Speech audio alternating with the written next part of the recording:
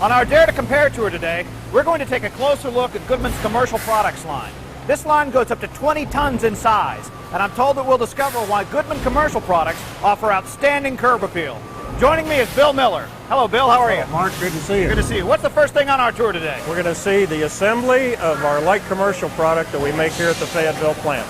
Great. And where are we starting here? Starting on our first line that builds the smaller tonnages, we build 3 through 6 tons on this line. We have another line that builds 7.5 through 12.5 tons, and then we have a work cell that's building a 15 and a 20-ton unit. What was the biggest innovation that you discovered doing that? Well, we got the dealers, the distributors in, we had them in a warehouse. We asked the dealers, what do you like about this unit? What do you dislike about this unit? And taking all the inputs, we put everything we could that customers like about the design of a product into our product so that we felt we'd have the best design in the industry. Another thing that we found out from them, if we wanted to really be efficient for them, there's a certain size of a curb for light commercial units, a curb size. Thousands of them out there. Guess what? We designed our unit to fit that curb like a glove. So if you got a job site where you got an old worn out unit, you can buy a Goodman unit, you can take the unit off, and you can put the Goodman unit off with no extra curb, just a little insulation. Wow. And it's really helped our sale. That's a really smart innovation. It's very smart to listen to your customer. Sure is. All right, well, let's get on with the tour. Let's go see it. As we go down the assembly line, you can see that the cabinet is taking shape here. Right. This is the indoor section. This is the outdoor section. Okay. Again, we talk to our customers. What's most important? And insulating the indoor section is very important. Absolutely. This is a weld gun. It actually has a weld pin that we weld the insulation to the interior panels so it can't come loose. We retain it on the outside edges, so that insulation is there to stay, never to fail in the product. That's great. Mark, the vast majority of our package units are package electric cool and natural gas heat. Okay. What you see here is a burner manifold assembly. Right. And this particular burner manifold assembly has 4 different burner tubes. We have 3, 4, 5, and 6 different burner tubes. The more tubes, the more capacity for heat. The beauty of doing everything yourself is we can build to order with very short lead times. Here you see in the unit the complete heat exchanger. And I might point out that we use the same tubular design with a wrinkle bend. Right, the wrinkle bend technology. That we use in our residential. We've got a heat exchanger that's gone over 2 million cycles without a failure. That's the best quality heat exchanger in the industry. I bet. And there you see it installed in a unit. This is where the unit gets its identity. Okay. This online printer is tied into our scheduling system, and this is the serial plate for the unit. Okay. This has the model number, the serial number, all of the different specifications, and all the barcoding information that identify this unit down the assembly line. But at this point, that unit has a name. Right. It's got a serial number, and that's how we track it from here on. In addition, this station is the first station in our critical component scanning process. Okay. Critical component scanning is a computer-based system that's tied into our master bill of material files that when this operator scans that serial plate, it tells him what that model number is, what the serial number is. Then he scans the compressor, and it tells him that's the right compressor for that unit. In addition, this goes into a master database so that this model and that serial number has a database file that keeps the serial number of that compressor so we know right where they went. As you can see, the evaporator coil is already installed, and the condenser coil, this operator across the line is using an assist device to bring the condenser coil over and set in the unit. The compressor is outside of the coil. Right. Some of the designs put the compressor inside the condenser coil, where it's extremely difficult to get to. You almost have to disassemble the whole thing. Right. This part of the assembly line is where all of the interconnecting tubing to the coils have been installed and brazed together, and we're getting ready to put the indoor blower assembly. If you notice the blower assembly table, she's got a scan gun as well, because this blower motor is a critical component to the operation of the unit. Okay, Mark, we're at the point of the line now where we've got a complete refrigeration system. Right. It's all brazed together. We've done a high pressure burst test to make sure there's no weak spots in the system. Sure. Then one of the most important elements of making sure you've got an effective refrigeration system is the evacuation of any moisture or any contaminants. Right. You see overhead, we've got these vacuum pumps that move along with the line. You see that gauge up there? The vacuum has to be drawn down to 100 microns or better, because having a clean system before we charge it with refrigerant is the key to quality. This is the charge board station. This is where the unit is charged with the precise amount of refrigerant. The way the operator does that, take the serial plate, scan the serial plate. No human intervention, no typing in a serial number. Right. The computer automatically reads what the serial number and model number it is. It's automatically programmed to put the exact number of ounces of refrigerant that goes in that particular model. For quality of the product, it's got to be right. Okay, the unit has been charged with refrigerant, and the coils were tested for leaks in the coil shop. Right. But we did do some brazing along the line here. Right.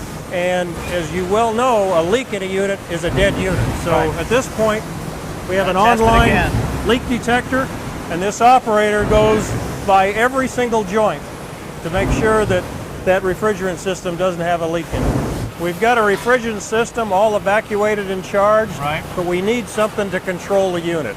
And this is the control panel. So these all get tracked just like all the other critical components. These all get tracked, and that scan gun over there tells them that they're putting the right parts in the unit, so it's always built right.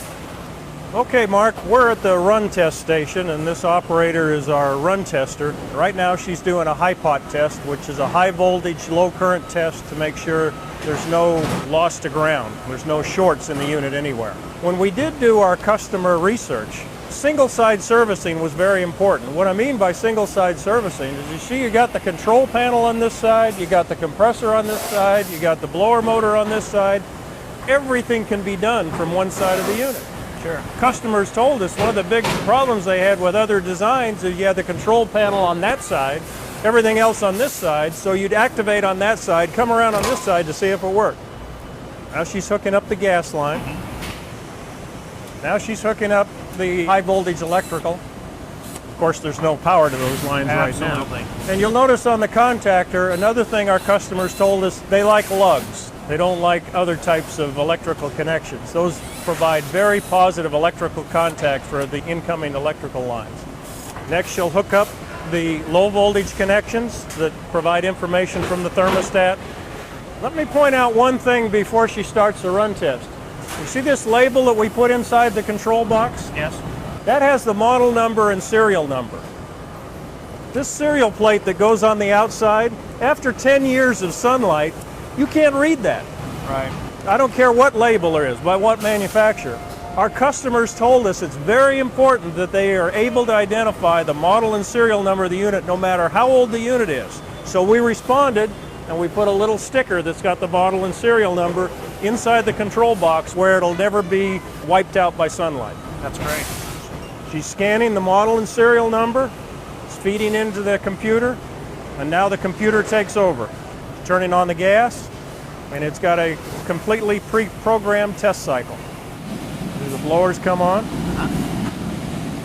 Now the important thing about a run test that's controlled by computer is this particular model has all of the run test parameters programmed into that computer.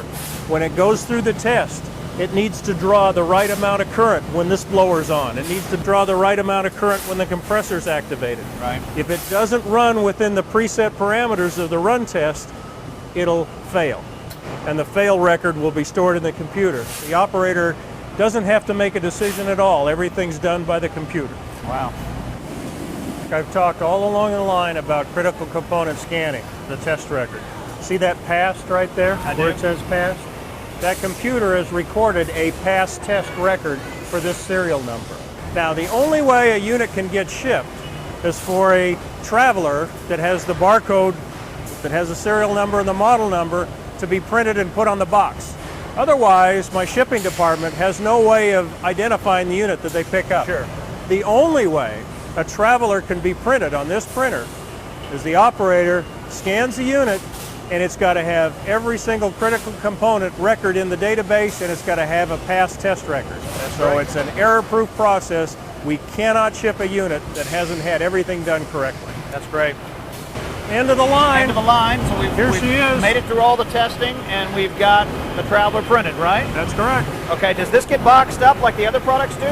No, these are designed to go outside. That's got a paint system that's got an epoxy primer, and it's got an acrylic top coat. It's going to last for years outside. Why waste the money to put a cardboard box on it? Tough, you don't need a box. There she goes, handled with tender loving care. Absolutely. Let's go on to the next line, and we'll see the next bigger size chassis being built. Can't wait to see it. All right.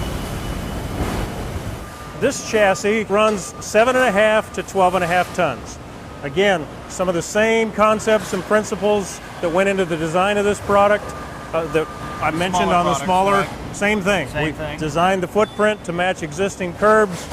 All of our 7.5 and higher have 2 refrigerant systems. Right. Customers told us it's very important in a commercial application, if they have anything wrong with a unit, that if they just have one side go down and still have some cooling, they can keep their business running. Sure. We listen to our customer, and every design unit 7.5 and up has 2 equal size systems so that it can always be in operation.